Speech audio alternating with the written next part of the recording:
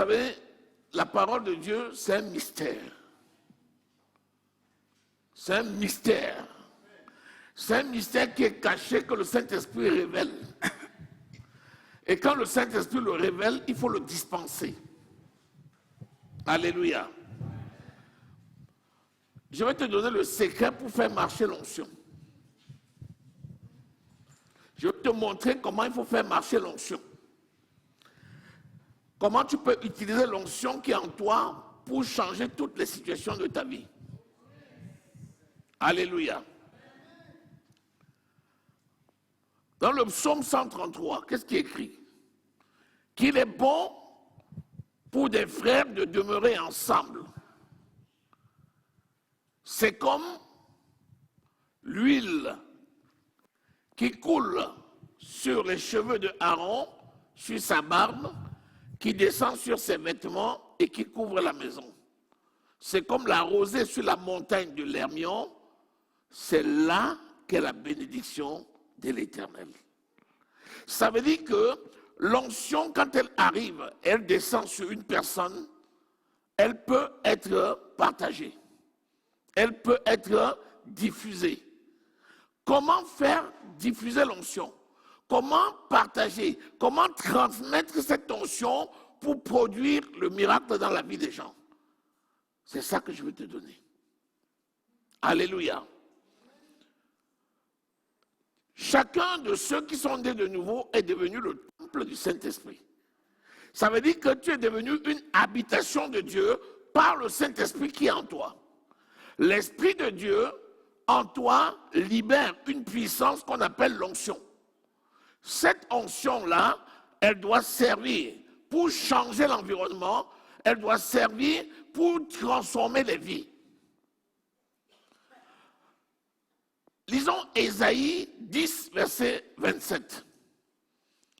Il nous dit que l'onction habite en nous. Regardez un peu ces radiateurs-là, ces gros radiateurs qui nous pulsent de l'air. Imaginez-vous un seul instant que ces radiateurs soient fermés dans un enclos. Est-ce qu'elle va nous chauffer ici? Imaginez-vous qu'on vienne faire une caisse autour de ces radiateurs. On les enferme dans une caisse. Est-ce qu'elle va pouvoir chauffer la salle comme maintenant? Non, parce que la chaleur va être retenue. Quelqu'un peut être le temple du Saint-Esprit et l'onction qui est en lui ne se manifeste pas. Maintenant, comment faire pour diffuser cette onction? Premièrement, enlever les caisses. Vous assurez que tout est bien raccordé. Et une fois que tout est bien raccordé et mis en route, retirez les caisses qui le rendent prisonnier. C'est quoi la première caisse? Quelle est la première forteresse de l'homme? Ce sont ses pensées. Ta première forteresse, c'est tes pensées. L'ignorance tue. Si tu ne connais pas qui tu es, tu ne risques pas de transformer ni ta vie, ni la vie des autres. La Bible dit que nous devons renverser les forteresses. C'est écrit où? 2 Corinthiens 10, verset 4. Qui dit, les armes avec lesquelles nous combattons ne sont pas charnelles. Elles sont puissantes par la vertu de Dieu pour renverser les forteresses. Nous renversons les raisonnements et toute hauteur qui se dresse contre la connaissance de Dieu. Et nous amenons les esprits captifs à l'obéissance de Christ. Donc si tu n'as pas la connaissance de qui tu es, tu ne risques pas de fonctionner dans ta dimension normale. Un enfant de Dieu, c'est un prodige de l'Éternel. Un enfant de Dieu, c'est une flèche dans les mains de l'Éternel. Un enfant de Dieu, c'est une lance dans les mains de l'Éternel. Un enfant de Dieu, ce sont des armes dans le carquois de l'Éternel. Il nous a fait prodige. Tu es un prodige parce que l'Esprit de Dieu habite en toi et parce que l'onction est en toi. Mais comment faire maintenant pour libérer cette onction? Premièrement, les pensées. Philippiens 4, verset 13 nous dit, je peux tout par celui qui me fortifie. Je peux renverser les forteresses. Je peux briser une maladie. Je peux chasser un régiment de sorciers qui me poursuit. Je peux détruire les barrières qui m'empêchent d'avancer. Tu es capable. Parce que tu es le temple du Saint-Esprit. Alléluia. Alors, lisons Ésaïe 10, verset 27. Allons-y. Et de dessus ton épaule. En quel jour? En ce jour, lequel? Maintenant. Maintenant, lequel? C'est le jour où tu nais de nouveau. Dès que tu es né de nouveau, tu es entré dans ton héritage. En ce jour-là, Son fardeau sera ôté de dessus ton épaule. tu n'as plus le poids des fardeaux sur l'épaule. Tu n'es plus esclave. Tu es maintenant libre. Continuons. Et son joug de dessus ton cou. Et le joug de l'esclavage sera ôté du dessous ton cou.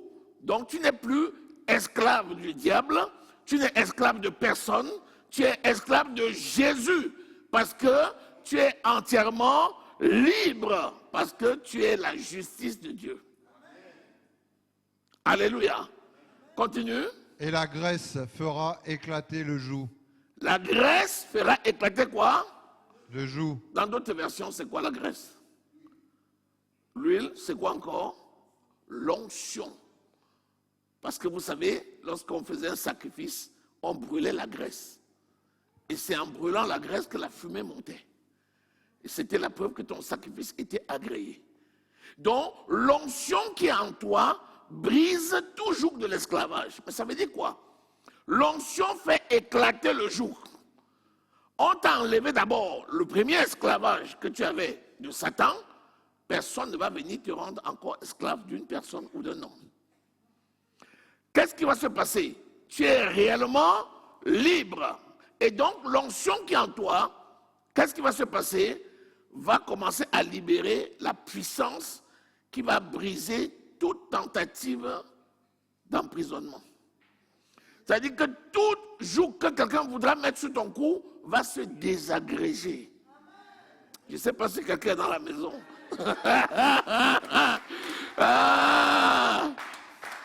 Je t'explique. La plupart du temps, nous combattons. Mais quand tu as déjà la conscience que rien ne peut te nuire, cette conscience mobilise l'onction de Dieu qui est en toi comme un vaporisateur que tu as mis dans ta maison. Ça libère un baume qui va environner et prendre toute l'ambiance de la maison. C'est comme ça que l'onction en toi travaille. Et quand il travaille comme ça, il diffuse et il détruit toute tentative de joug sur toi. Première conscience. C'est la raison pour laquelle même quand tu dors, le diable n'arrive pas à t'avoir. Parce que tu dis, je suis éveillé, je combats, je suis en train de combattre tout le temps. Mais quand tu dors, tu fais comment? Tu combats toujours. Comment? Par ton esprit. Alléluia. Parce que l'esprit ne dort pas. Et même si le corps s'assoupit, l'esprit entraîne le corps dans un combat en permanence. C'est pour ça qu'un enfant de Dieu ne dort pas. Même s'il dort. Est-ce que quelqu'un est dans la maison? Bon, maintenant, chaque fois que vous adorez le Seigneur, on dit élevez les mains. Mais pourquoi on élève les mains? Ah, ça veut dire que les mains jouent un rôle important. Ou bien on dit avancez, que personne ne manque. Venez, avancez. Pourquoi on dit d'avancer? On dit d'avancer, de prendre le territoire. Pourquoi? La plante des pieds. Ensuite on dit déclarer, déclarer. Pourquoi on dit déclarer?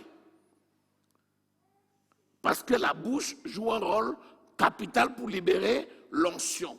Donc, il y a les extrémités des doigts, la paume de la main, les plantes des pieds, les orteils, la bouche et Les narines, ce sont les endroits par où l'onction que tu as à l'intérieur diffuse pour produire le miracle. Est-ce que quelqu'un est dans la maison? Maintenant, ajoute à ça les autres orifices, les yeux, les oreilles. Ce sont des diffuseurs d'onction. Ça veut dire quoi? Ça veut dire que tu dois veiller sur tes yeux, sur tes oreilles, sur ta bouche, sur tes doigts, sur ta main, sur ta paume de pied, sur tes pieds, de manière à pouvoir laisser que l'onction qui est en toi se manifeste à tout moment dans son plein potentiel. Est-ce que tu es là? Lisons d'abord la main. 1 Timothée 2. Lis le verset 8.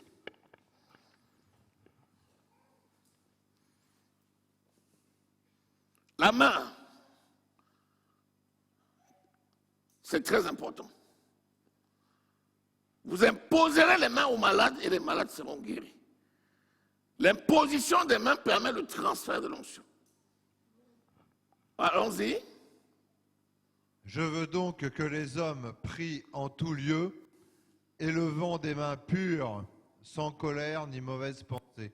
Je veux donc que tous les hommes prient en tout lieu, élevant les mains pures, sans colère ni mauvaise.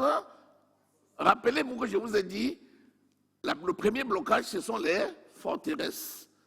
Le plus grand mur que tu dois renverser, ce sont tes pensées. Si tu ne crois pas que tu es revêtu de l'onction et que tu peux tout, tu ne pourras effectivement jamais rien faire.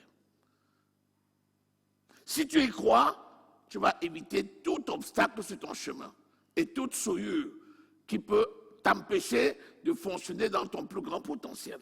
Est-ce que quelqu'un est là? C'est pourquoi les mains sont le sacrifice du soir.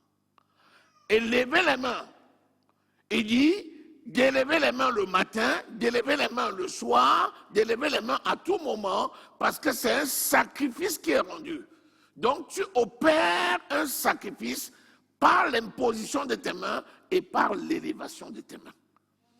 Apprends à élever souvent les mains.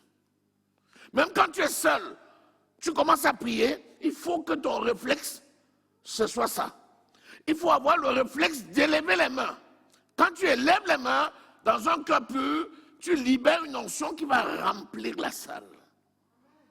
Et va commencer maintenant à t'apporter des réponses à des situations et à tes problèmes. Est-ce que quelqu'un est là? Est-ce que tu reçois quelque chose? La Bible dit les mains pures. Pourquoi? Parce que tes mains sont les mains de Dieu.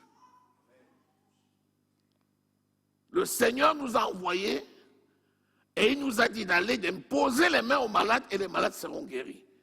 Marc au chapitre 16, verset 17. Donc, tes mains sont sacrées. C'est pourquoi, quand tu marches, quand tu donnes une poignée de main à quelqu'un, sois conscient que tu es en train de lui transmettre la vie.